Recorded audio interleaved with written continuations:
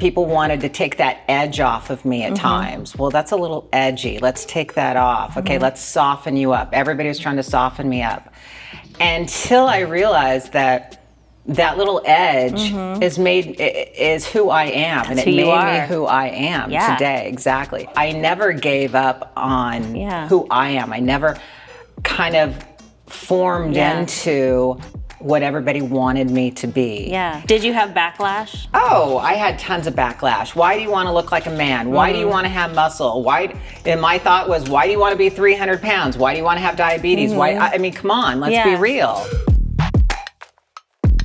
Today, I interviewed my friend Lori Ice Fetrick. Many of you know her as one of the original gladiators from the original show. Her legacy has recently been rebooted by the Netflix special Muscles and Mayhem. And since that, she has been everywhere. She's been doing traveling, she's been on tour, and I had the chance to peel back the layers and find out what has really created Lori.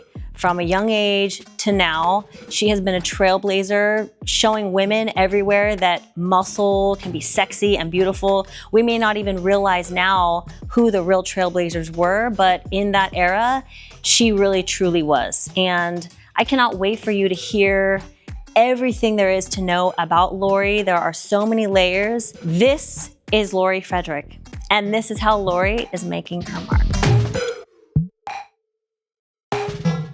Lori. Wendy. Okay, so Lori Ice Fetrick. I want you to know that anytime I talk about you, I always say your name as Lori Ice Fetrick. That is so funny. It's literally your identity. I think that forever and ever. I know, it'll say it on my tombstone, Lori Ice Fetrick. Seriously. They'll be like, is that really her middle name? I mean, here's the thing though, okay? And this is what we're gonna really dive into, okay? You are an absolute trailblazer. I would say that in every chapter of your life, you have beat to your own drum. You have gone by your own esteem. You have not gone against odds and what other people have done. And so we're gonna backtrack because I wanna find out. Yeah, I want to find out like what created this. Is it in monster? You? Yeah, you're a monster. Seriously. Oh, that's funny. So let's go back. Okay, start from how far back you want to go? I want to go. Let's go to your childhood. All right, childhood it is. Okay. We'll pretend this is like my therapy session. It is. It will be. And if there's crying involved, there's oh God, crying I don't involved. even cry in front of my therapist. I have issues. We'll see about that. One of my friends said I have issues because I don't cry in front of my therapist, and that's what you're supposed to do. Maybe this will be the. Oh God, no. Okay. All right. Well, we don't have to do that. But I'm joking. All right. So let's talk about your childhood. Childhood was really actually pretty. What is normal, I guess, to be honest with you. I did. I had a very normal childhood. Okay. To the extent of my mom was a stay-at-home mom. My dad worked 9 to 5, sometimes swing shifts, sometimes graveyard, whatever he could take. Just kind of, we weren't even middle class. We were below middle. We were like lower. My mom made our clothes. Oh, wow. Oh, yeah. Oh, yeah. Like what type of clothes did she make? Oh, just terrible.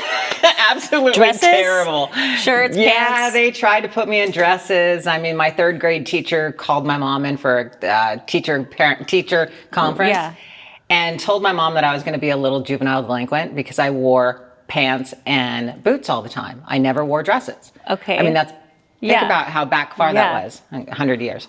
But my mom got scared and actually started putting me in dresses. But she couldn't take away the cowboy boots. So you had dresses and cowboy boots. Exactly. Were the other girls wearing dresses? Maybe that's where it started, beating to my own drum. Yeah. Because of the fact that I hated dresses. I hated that Barbie doll looking girl. I was a tomboy. Yeah. I just wanted to play sports. I wanted to play with the boys. I wanted to put my jeans and my boots and everything. That's just who I was. Were there any girl. other tomboys, or was No. all the other girls were like Barbie doll dresses? Just normal. Yeah, normal little girls. And without anyone paving the way, you just... No influence, no nothing. It's just who I was at my core. This is my who you soul. are at your core. This is who I am. And even as a child in 3rd grade, they tried to start changing me, you know? And parents, you can only, you allow your parents to do what you're going to do, but at the same time, it's kind of like, Did you know you were different? Did it hit you? Did it ever cross your mind? Did I feel different? Did I feel different? Yeah, I did. I did feel a little different. I felt a little different, like a different little girl. Because interesting enough, I don't want to say I was confused as a little kid, but yet I love sports. I love playing with the boys.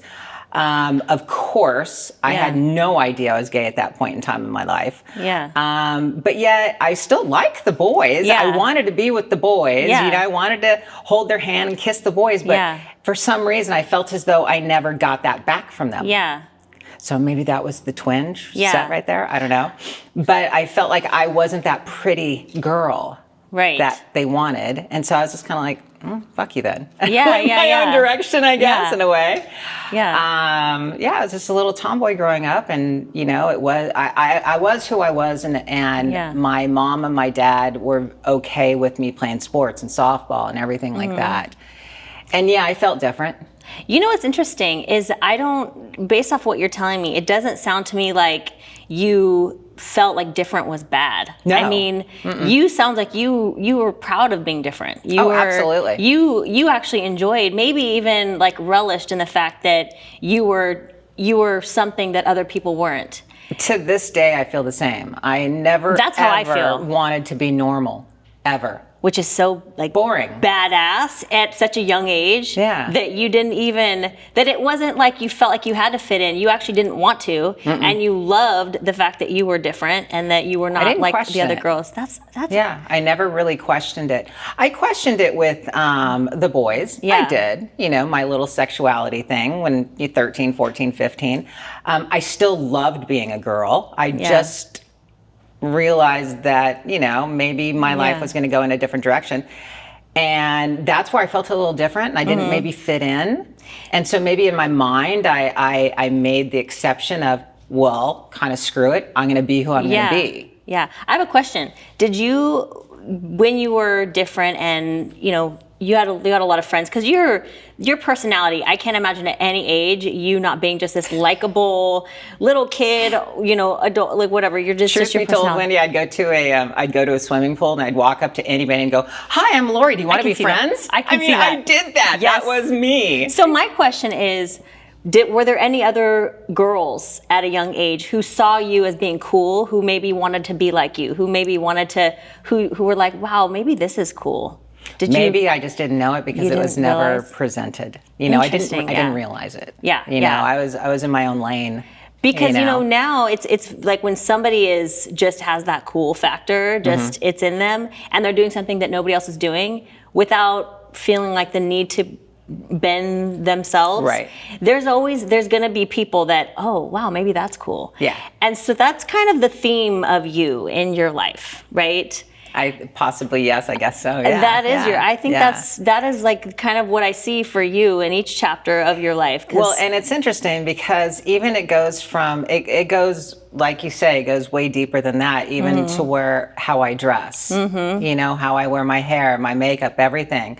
You know, people wanted to take that edge off of me at times. Well, that's a little edgy. Let's take that off. Okay, let's soften you up. Everybody was trying to soften me up. Until I realized that little edge is who I am. And it made me who I am today, exactly. And now it's actually starting to come out, and it's kind of cool now.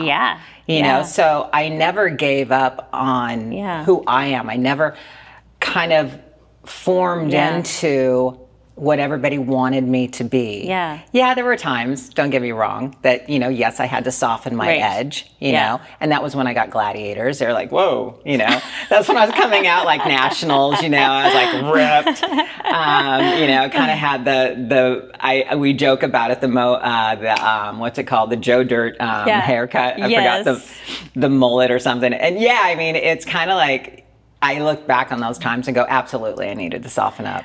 Well, you know? but okay, at the same time, we're gonna jump past, because I know you were an athlete, I know you did a lot of sports. I mean, you're just a natural athlete. So we're just gonna kind of, I wanna actually go to the period where you were looking up to bodybuilders like Rachel McLish and some of the other bodybuilders in that era, and you wanted to look like that in an era, mind anyone who's watching, this is women who were muscular were not socially accepted. Correct. Unlike now, where it's kind of just so socially accepted that Everybody wants to do it. I feel like, especially with social media. So, but back then, you know, what was it that caused you to go, I want to look like that, despite people? I think that evolved. That evolved. It wasn't like all of a sudden I opened up a magazine and pointed at somebody and went, I want to look like this. It was more, I started training and then I started lifting and I started seeing the muscles develop.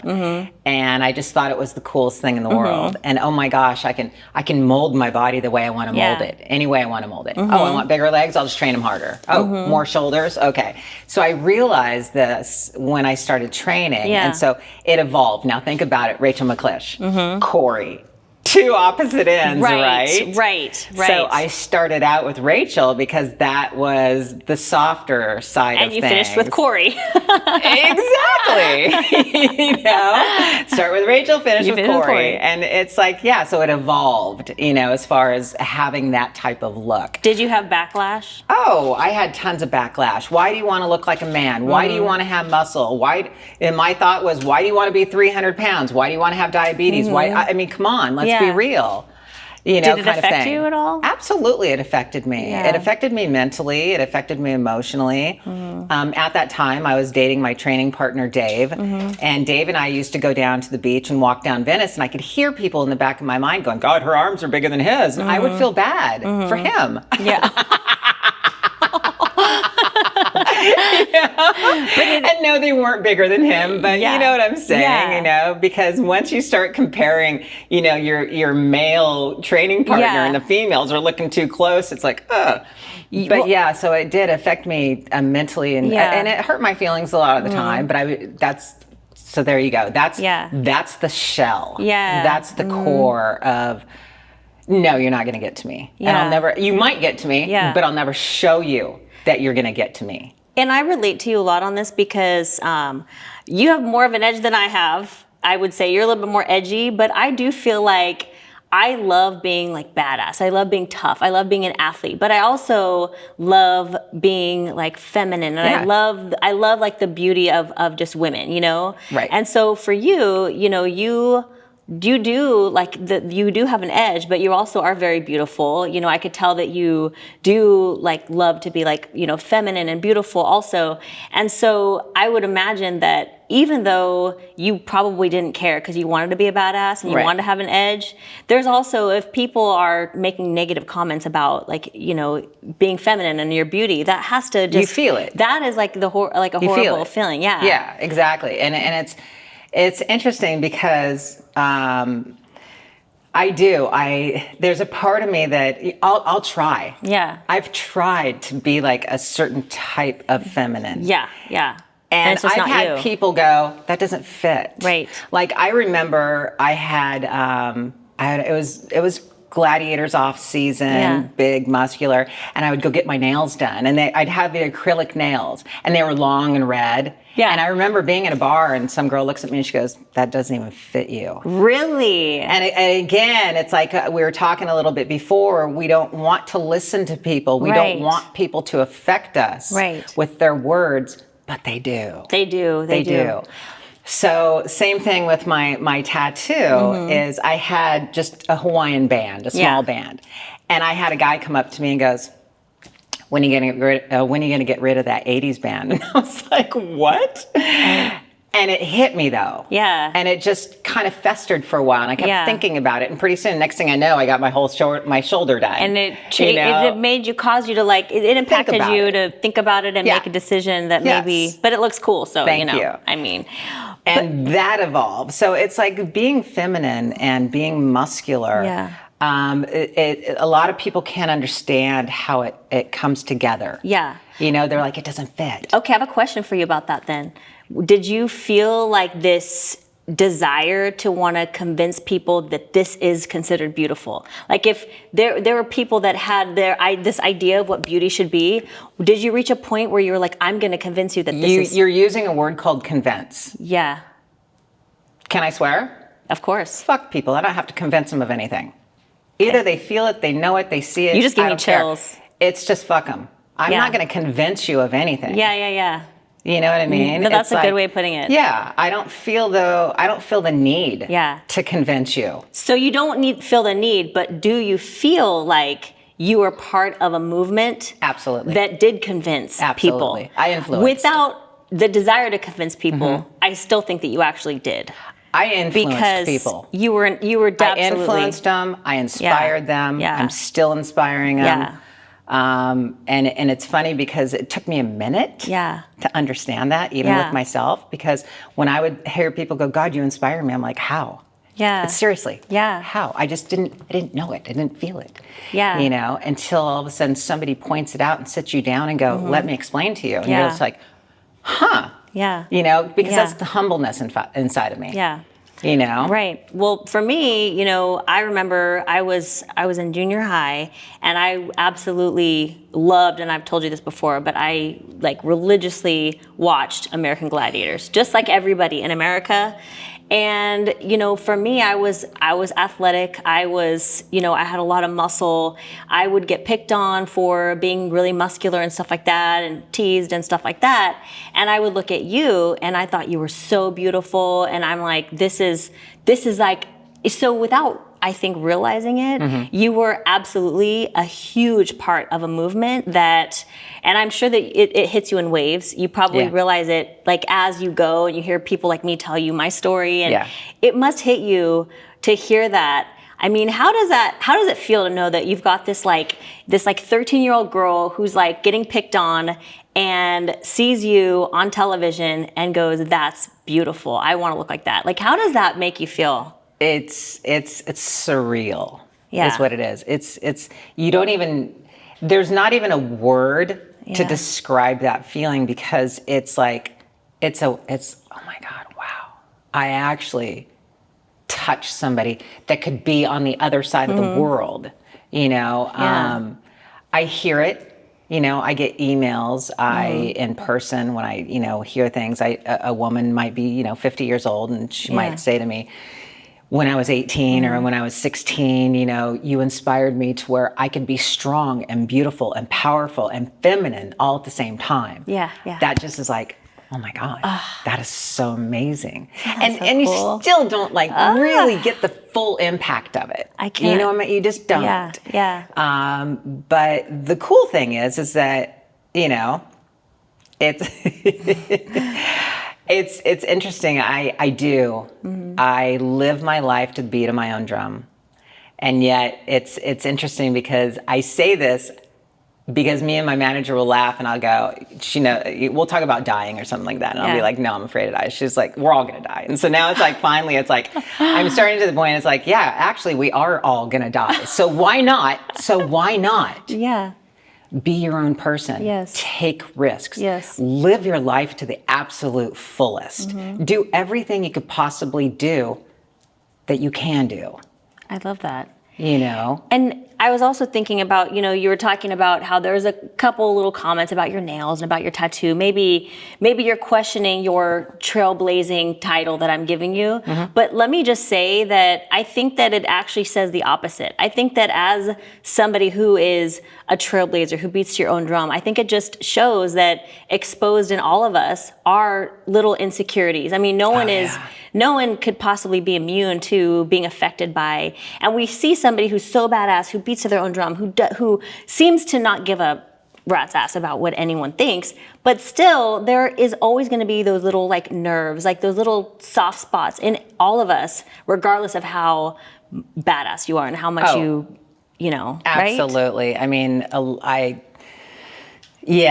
human. You're human, and it's interesting, and it is, because I do have insecurities that I didn't even realize I had. You know, and it's like, oh, is that what that is? You know, kind of thing, which is kind of funny. Yeah. To me, Because I sat down one time, and this was years ago, and me and my friend were laughing and talking, and I said something like, "Oh my God, you have so many issues." She goes, "Me?" And she looks at me, she goes, "You have tons of issues." And I started laughing, and I was like, "I have none." And she started busting up. So it's like, even that sometimes it's hard for people to see. Yeah. You know, what their insecurities are or what their issues are based on certain things. So yeah, if you go back in my life and all these little comments and all these people judging and all these people telling me how I should be, over time, it affects you. Yeah. You know, as much as you push it away, it doesn't matter.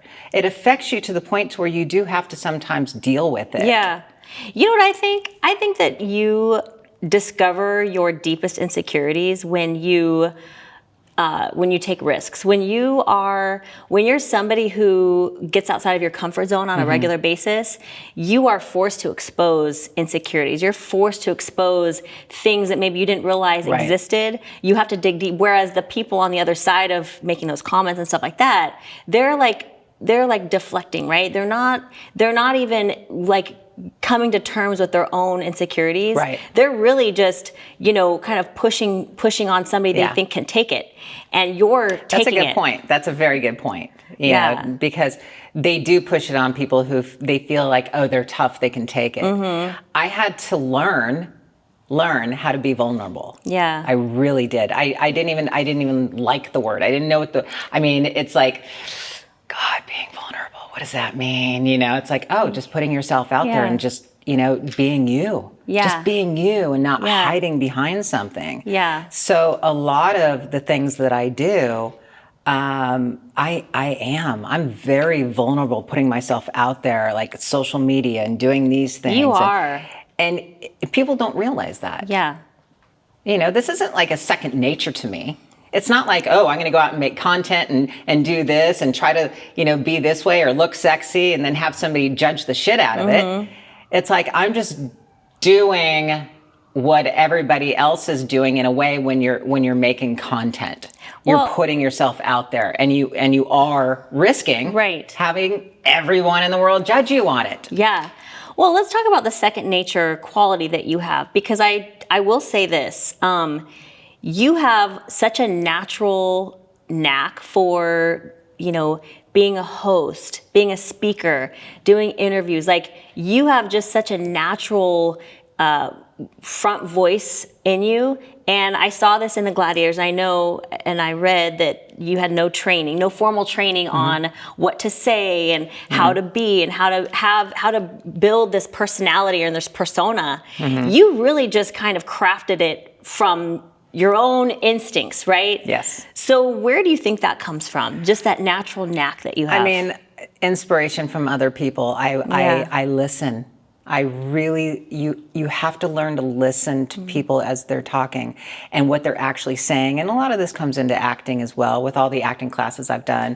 It's hard for me to grab a script and, go, read it as a character and have the emotion, kind of thing. But over the years, you do pick things up. And that is when you are, and you're excellent at it, you're excellent at this, and that is, you sit and you listen to the person as they're talking, and then you grab your own, emotions and what you're going to talk about, and, respond to that by listening. And so that's why I think over the years I've crafted this, my own personality.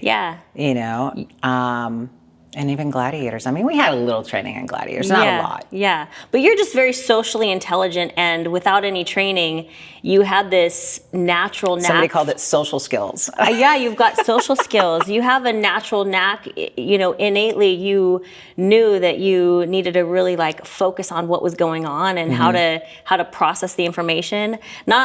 People can be trained in this, but you were an absolute natural. You are a natural, and it's so fun to even go back and watch some of the interviews that you did and some of the things that you said. It's just off the cuff, but funny stuff. Even that, though, I walk back, I listen to that and I go, oh my God, what did I say? What's the silliest thing that you said? It's like, oh my God, what am I saying? I mean, you look at the Gladiator interviews and it's like, the camera's pointing and they go, how do you feel about that? You're like, oh my God, that was so badass. It's like, wait a minute.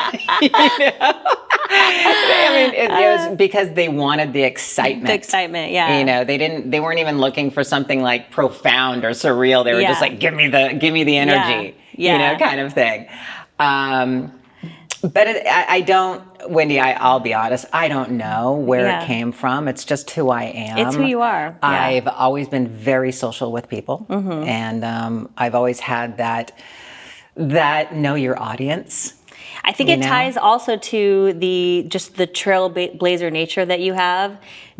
Even from a young age, you didn't want to just look like all the other girls. You wanted to be your own person, and you didn't give a about any of that.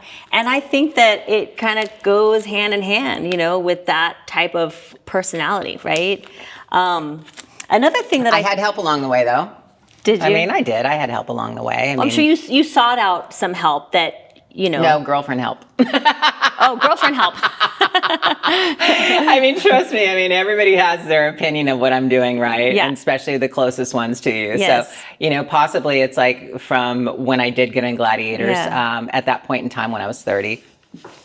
Some of the interviews, my girlfriend at the time would be like, okay, so maybe instead of saying this, you can say that, and she was more of the fashion consultant as well. Right. Okay, so this is what you need to wear, kind of thing. Yeah. And so I can't really say, it's funny because I can't really say that was all my idea. Right. It was more, it was kind of a collaboration with girlfriends. Sure. I mean, these things, that's how these things go, right? Yeah. It takes somebody that has the knack, and then you take in the information. Now that we're on the topic of gladiators, okay, what I want to start with when it comes to the gladiators is what you also have. Another interesting thing that I think ties into the trailblazer nature that you have is you saw a vision in the gladiators before it became a huge global sensation. I mean, you could see something when other people couldn't. I mean, arguably in a period where people were dropping off and not thinking it was going to be big, you saw it, okay? Right. And then we're going to actually talk about this after the Gladiators too, but what specifically, when you first saw that vision, tell me about how that came to be. It was because you could see the audience, you could see how people reacting to it, you could see the bigness, everything that they were putting into the show, and how it was the reaction. Yeah. And you had to kind of look at that reaction and go, this is way bigger than what I thought it was when I first got into this. Yeah. Like I said, when we went on tour, that was the big one. Filling Madison Square Gardens, selling it out. Crazy. And when you have that type of audience, and they're chanting your name and they're chanting American Gladiators and everything, you're just like, whoa. And you're looking around going, this is huge. Yeah. So we did see that. Yeah. And you're looking around at your fellow gladiators, and you guys are all part of this special crew. See, that's what fascinates me. And that would just be such a dream to be a part of that energy. Yeah. We became a very dysfunctional family. I bet. I can imagine. Spend so much time together. Oh my gosh, think about it though. Oh yeah. We were all bodybuilders. We were all, you can't, I don't know. I'm not going to say all, but I'm going to say 99.9% had egos to hear. Right. So you put all of them together. Yes. And it's just the energy that you feel. I used to love going and doing photo shoots with everybody because we'd be stuck in a photo shoot, in a big room. Yeah. And we'd be there all day. Yeah. But it was fun. Yeah. Because when we started doing the group photo shoots, we were all singing and laughing, and you could feel the energy. Yeah. And that's one thing that they completely missed out on the documentary on the Netflix Muscles and Mayhem is they never did a group setting. They never did that group setting, and everybody wanted it because they wanted to feel that energy. I did, but all that footage was your footage. Yes. That was all your footage. Yes. Yeah. I mean, in that group of people, would you say, because there's a lot of egos, would you say there was a hierarchy feel? Were there people that kind of took the floor more and kind of... I call them A-list gladiators and B-list gladiators, and they're B-list? all going to hate me for it. But it's true. And that's kind of in any Well, you probably honestly. earn your stripes if you're You do. out there getting the most beatings, Yeah. and getting and winning the most competitions. And you're on the most shows. I can imagine that Yeah. it just kind of comes with the territory, right? It does. And so, so when I was doing interviewing for my podcast, Each Gladiator, I laughed. I had to laugh because every single one of them said almost exactly the same thing. Yeah. And I had to laugh. Every single one was like, well, I was the most popular gladiator. Every one of them. Yeah, exactly. Well, let the fans speak up about this. Yeah, exactly. I would say, Lori, let's be honest, you were absolutely, you and Nitro. I think we're the fan favorites. I would say you and Nitro were the two fan favorites. Yeah. Now I know you two kind of formed a little bit of an alliance. Yes. I mean, from what I could see on your Muscles and Mayhem documentary series, it looked to me like you two took the most beatings. You two went into the fire the most. Right. You two actually stood up for the crew and were the voice of everybody. You were kind of the trailblazers of the crew, right? Yeah. I would say arguably earned your stripes and your prestige and your hierarchy, right? And your ranking that probably unspokenly was there. Yeah. Okay, so with that said, all right, you two talked about something. Now, tell me a little bit more about like what you two were fighting for with that group and what you really wanted. Basically, it came down to points on merchandise. Yeah. Because our show got so big at that time. They signed, I don't know how many, I don't know if it was $5, $10, $100 million deal with Mattel Toys. And we just thought, wait a minute, this is our bodies we're putting here on the line. We're doing all this. Are you going to tell me that we don't even get like 3 cents a doll, 3 cents a lunchbox, 3 cents a joust stick? Right. Give us something. Yeah. And they were just like, nope. Right. And so that's when But you felt like you had leverage because we thought. you were such a huge star. Yeah, but we thought. And one star doesn't make out of 10. So we knew we needed the team, to be honest with you. Right. The team, you get people that are very insecure. You get people who are very scared. You get people who are, oh my God, this is my livelihood. If the team knew their worth, there you go, right?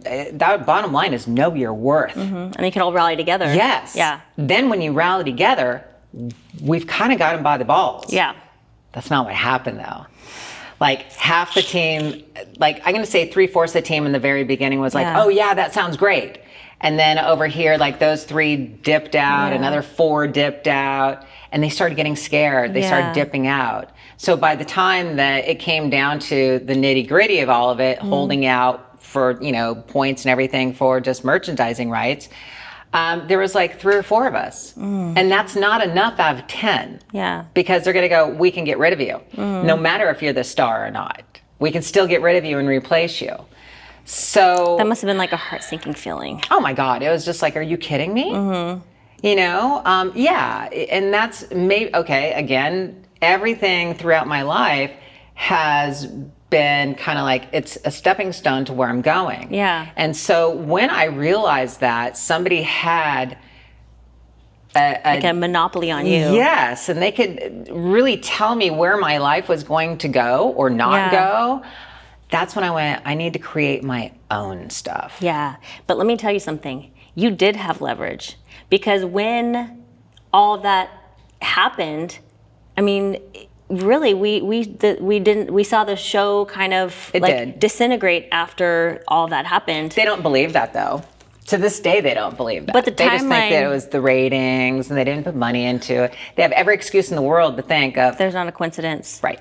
It happened the way it happened. You can't rewrite history. I mean, that's literally what happened, I think so. And the fans,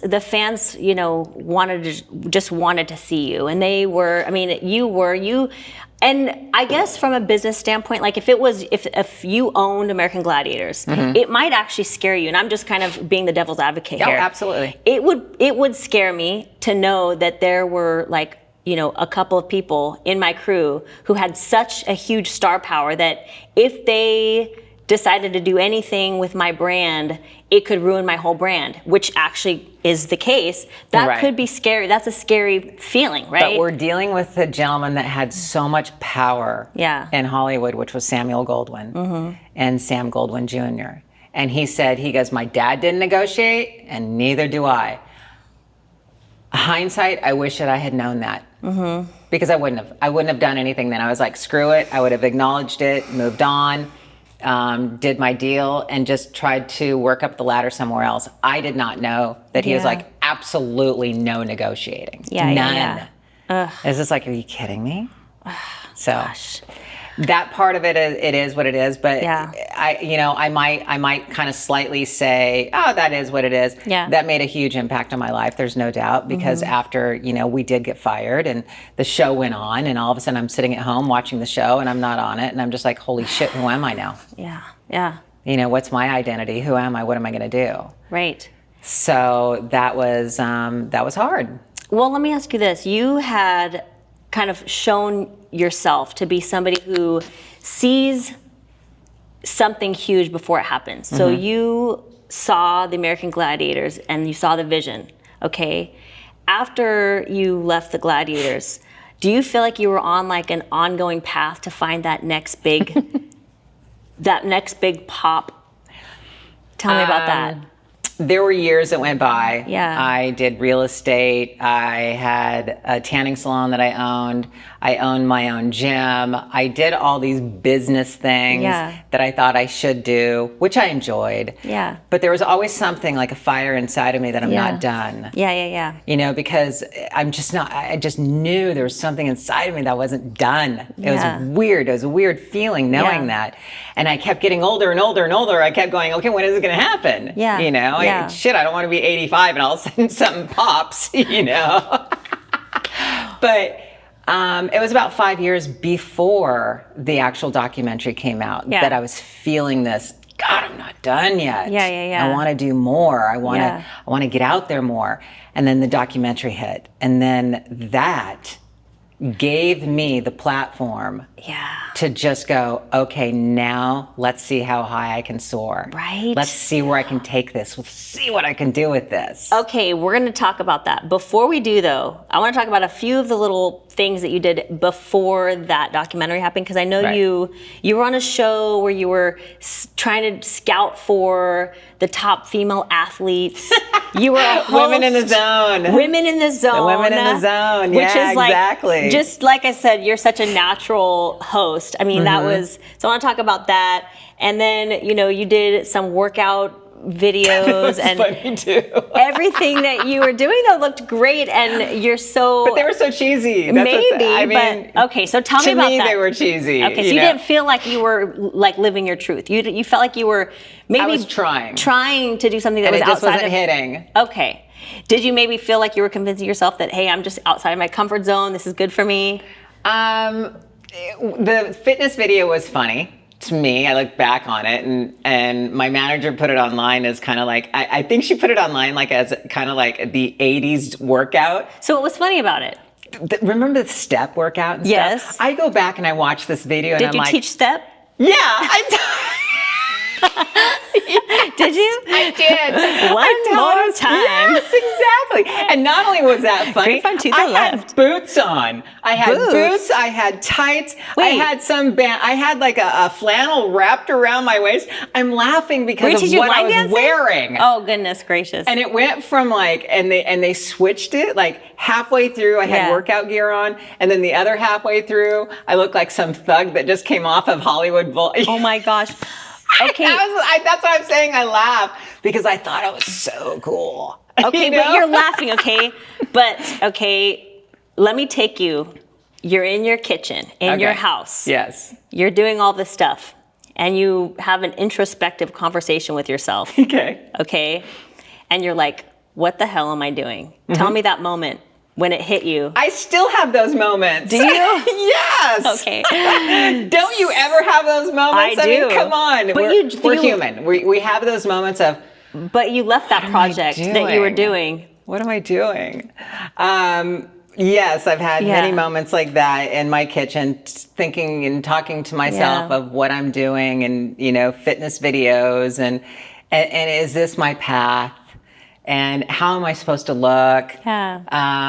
I mean, the workout video was cheesy, but that was like right after Gladiators, and so I Yeah. can chalk that up to like the 90s. Right. It's the 90s. It's the 90s. Everyone's We in the- tried yeah, everything, come right? on. Women in the Zone, I was really bummed out that didn't take off, because that was my little. I thought that was cool. That was my pride and joy. But at the time, timing, Oh, Wendy. yeah. Everything is timing. See, that would be badass right now. And exactly, because I thought it was timing back then, because Yeah. the Olympics, women were just soaring and taking gold. So tell me about and that it was show. just amazing. What was the premise? The premise was, I wanted to go around the world and find the best women in every sport, and I wanted to jump in the sport and try the sport and talk to them and explain to what my experience was. Yeah. Trying to jump out of an airplane, or surf, or whatever it may be. Yeah. I was taking the best women. That's awesome. There was an IndyCar driver. There was a motorcycle racer. There was all these different women. So it wasn't fitness. Right. It was sports. And Sports I in knew general. that Yeah. I could try anything and somewhat do it, maybe not be great at the first time. But you were willing knew- to jump in the Oh, fire. I was willing to jump in. And so that was the whole premise. I was going in, I was interviewing women, and I was actually getting into their sport and trying Awesome. it. See, I love that. And they were just like, what I got, the pushback was, oh, this is an all-female show. Not a lot of people. You're gonna lose half the audience, men. And this was in the early 2000s though, right? No, this was mid-90s. Mid-90s? 95, 98. Oh, see, I thought it was in the early It was before 2000. See, now that It was makes, about right in there. See, that makes sense on what the pushback you got was. Yeah.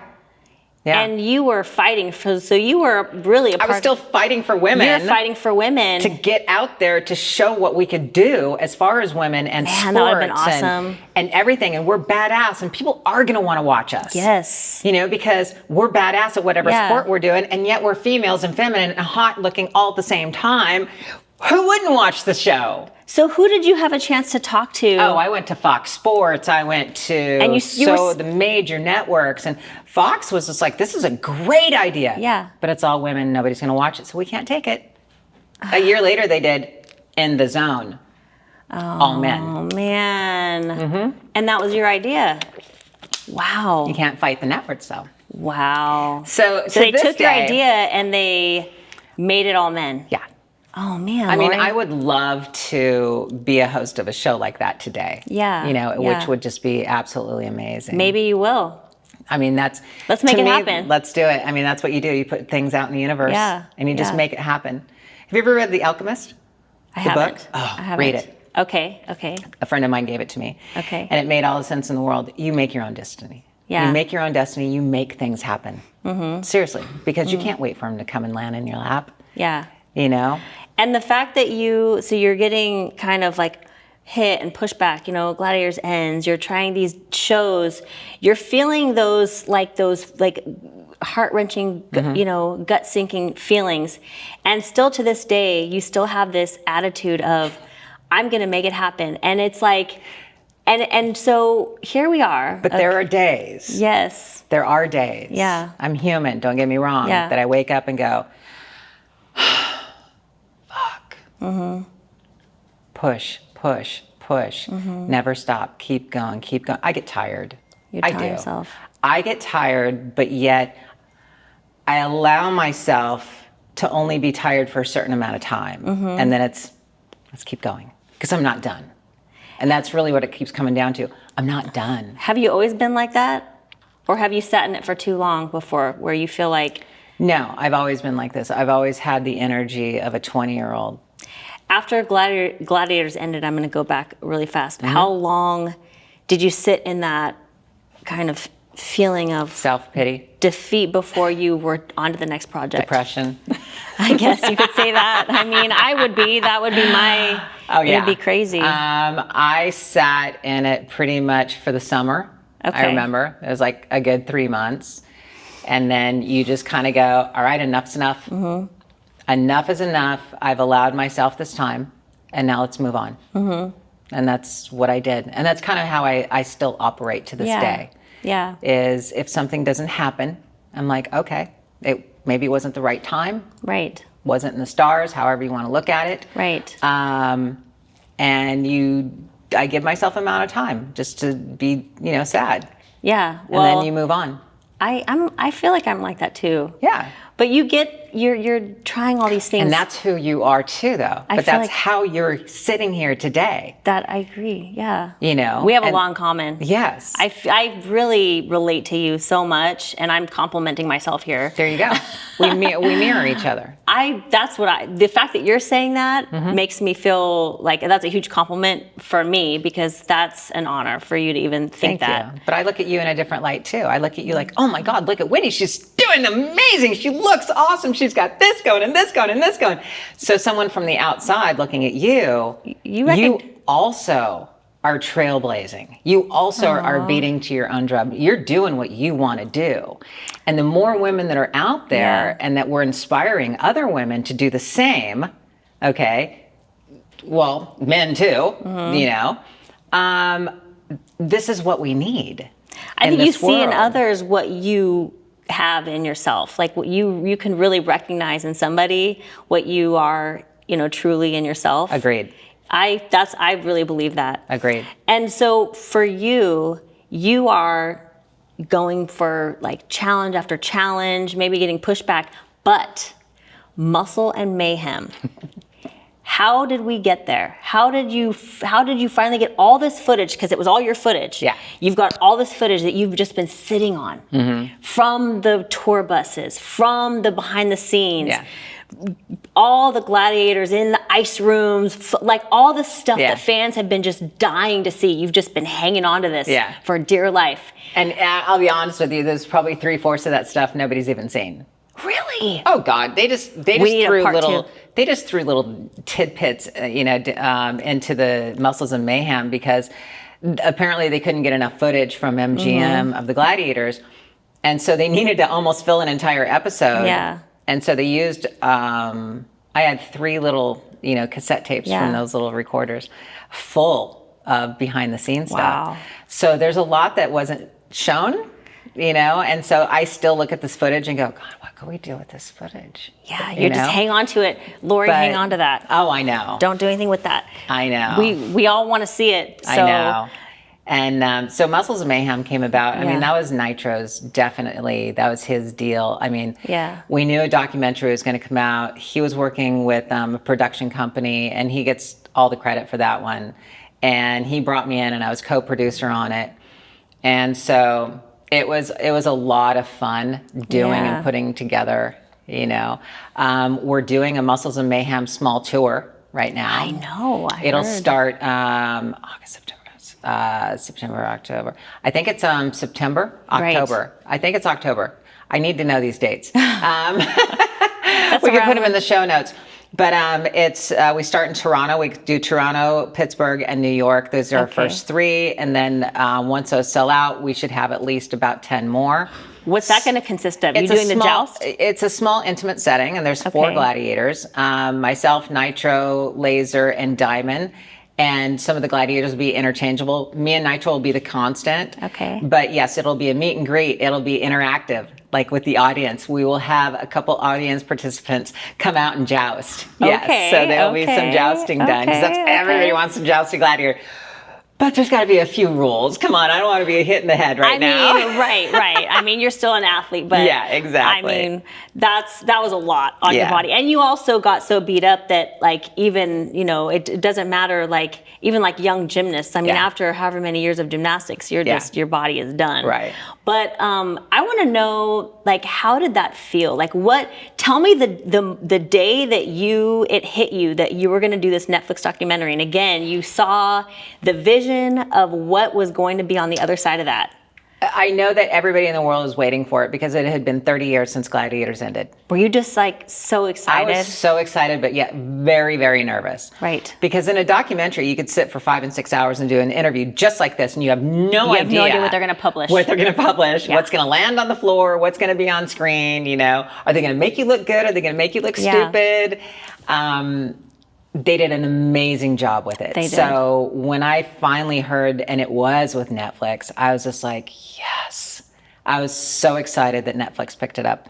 It's going to be, I mean, there's no doubt I think it was in the top 10 for almost 3 weeks on Netflix. Oh, yeah. It was. And apparently those are really good numbers. Yes. You know, so it wasn't just kind of like a flyby, which was awesome. Yeah, I have good taste, and that was my favorite, so. Thank you. Thank you. Every once in a while, I turn it on for my dogs when I leave the house. I would. I know, right? So they can feel like you're still there. Exactly. Mom's voice. But I look at that footage and I'm just, you know, I look at how, more than anything, Wendy, I look back and go, oh my God, look at my body. Right? 35 years ago, we changed a little bit over time. You still look pretty damn good. Thank you. I must say. I feel pretty damn good, but still, I look and my legs were just like massive, you know?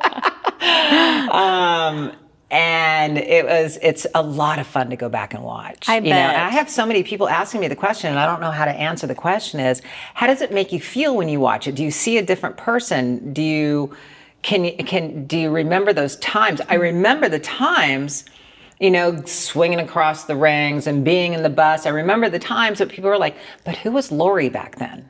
Yeah. I go, it's interesting. I don't know. I've evolved. Yeah. I've matured. I've softened. There's no doubt. Yeah. Because back then it was like, yeah, fuck you all. You Yeah. know? I mean, it was just like, I'm going to kick your ass. Well, in the moment, you don't realize that there's going to be an ending to what you're doing. Never. So it's always a different experience when you're reflecting on something that you were in the moment on. Mm-hmm. In the moment when you don't feel like it's ever going to end and you don't think that you're going to be separated from this group of people that you feel like are your family, mm-hmm. It's a completely different experience mm-hmm. versus like now you're like reflecting on it and like everyone is kind of separated. Mm-hmm. And do you, I mean, there's like a range, right? There's like the nostalgia mm-hmm. to sadness. Mm-hmm.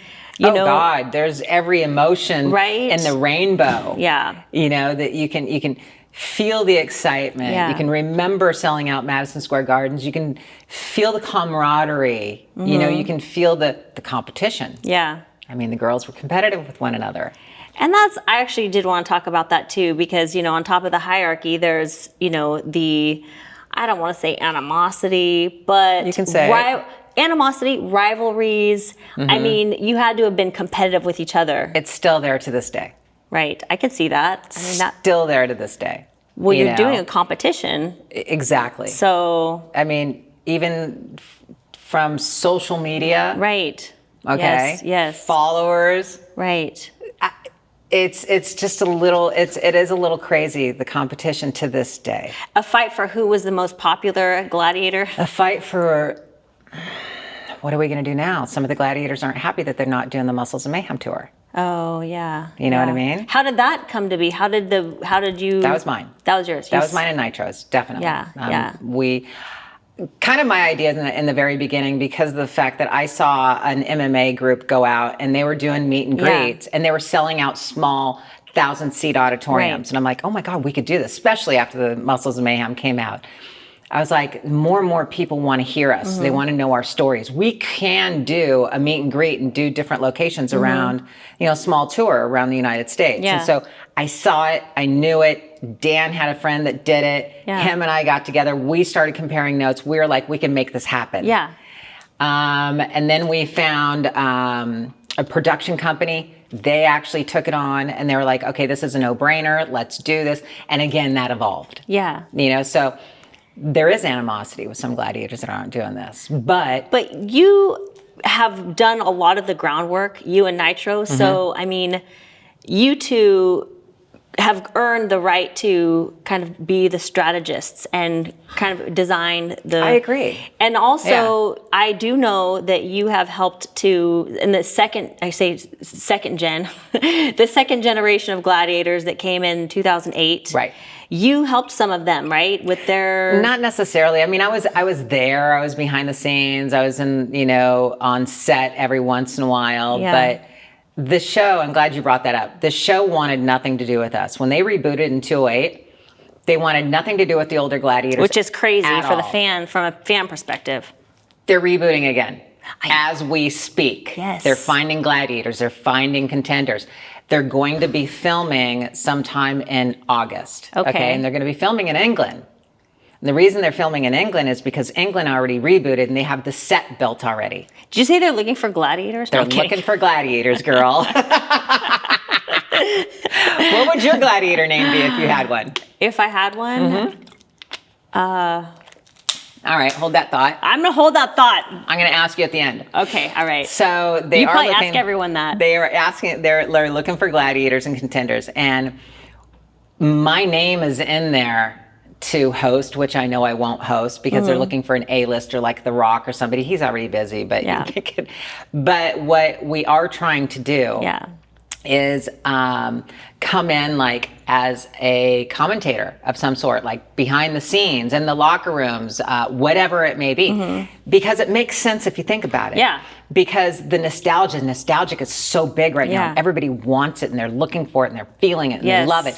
So if you have a show like this Yes. 35 years ago, and now we're grown and the Yeah. audience has grown and they have kids. They even have grandkids. Yeah. Their grandkids have no clue who the American Gladiators are. Yeah. So why not bring and bridge the gap of generations? Yeah. Bring back the originals to Yes. pass the baton, let's say, to do a commentator type thing. Yeah. So the older generation that loved the show, that built the show, that was the show, they're going to bring in their kids and go, oh my God, you got to watch this. And they're going to explain it to them. So now what they're doing is they're bridging the gap if they bring us back so that they're watching us along with the new gladiators. Yeah. Doesn't that make sense? Oh yeah, and I bet that based off the passion that you have, this was a vision that you had going into the Netflix special.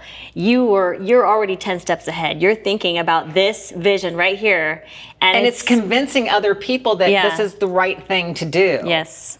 Do you know what I'm saying? It's like we're giving them so much footage. We're giving them so much like, here, this is why you want to do this. Yeah.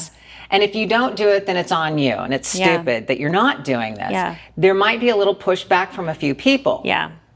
But hopefully we can get past those few people and actually have this come and happen. Yeah. And bring back, I don't care, 2, 3, 4 gladiators. Pass the baton. You guys should be the commentators, the hosts. You guys need to be a part of it. I think for the Somehow, some way, we Definitely. need to be a part of Yeah. it to bridge those gaps because too many years have went by. Yeah. And it's gonna air on Prime. yeah. You know, they picked it up. They're the one that's gonna be on Prime. So it's like if they do it correctly, They should do it correctly. Yeah. hopefully. We're gonna cross our fingers, put it out into the universe. I'm putting in the universe. I'm crossing my fingers. Yeah. I did think of a name for myself, and I don't know what you think about this, but I was thinking, has Heat? Heat? Heat. Heat is I would- good. I would bring That's the actually heat. a good name. Because Heat. I think I would bring the heat. I like that. Yeah. I haven't had anybody say that one yet. So I like that. Yeah. That's a great name. I'm fast, I'm fierce, and I would bring the heat. There you go. Windy, Heat. That's a great name. I Oh love my that. goodness. Yeah. Well, that's very I got the Lori Ice Fetrick approval. There you go. And Lori, you are a fascinating woman, and I just am so I'm fascinated by you. Thank you. I think that just what you have done for women, what you have done just for our culture, you are a movement just all by yourself. And I love the passion that you have in what you do, and you don't lose that spirit, even though things pull you down. Your spirit is still so alive. Yeah. And I am so with you, and I cannot wait to see what is You're going to next see for a you. children's book come out. It's called The Playground Warriors. The Playground Warriors. I did And- see that on your Instagram. Yeah, and the book's going to come out probably in the next 20 to 30 days, and then we're going to have an animation following it. Yes. The animation for the Playground Warriors is going to be all about kids and exercise and eating healthy. Oh, nice. So again, it's about who I am. Yeah. You know, I don't veer from who I am in that Yes. realm. So very excited about that. Yeah. You know, it's based off of little characters. Yes. We couldn't base it off the gladiators because I would have gotten sued.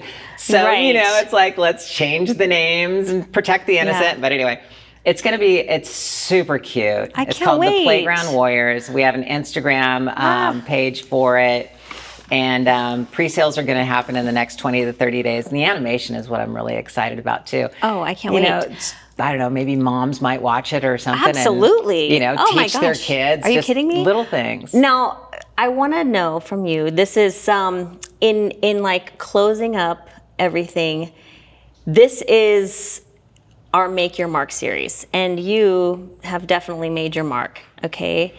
In looking back and the influence that you've had, what do you look back on and feel that your biggest influence has been in our culture? How have you made your mark?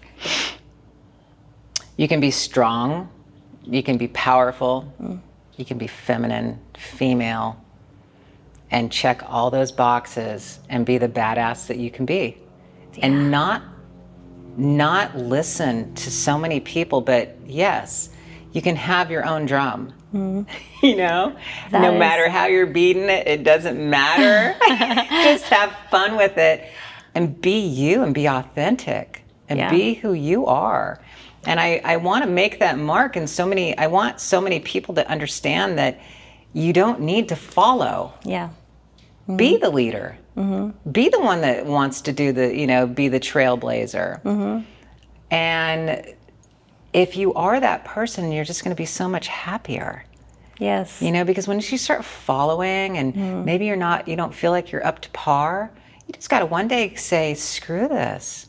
I'm going to be me. Yeah. And I think, I hope that what I've left behind, which I'm not done, but no, you're not. After 45 more years,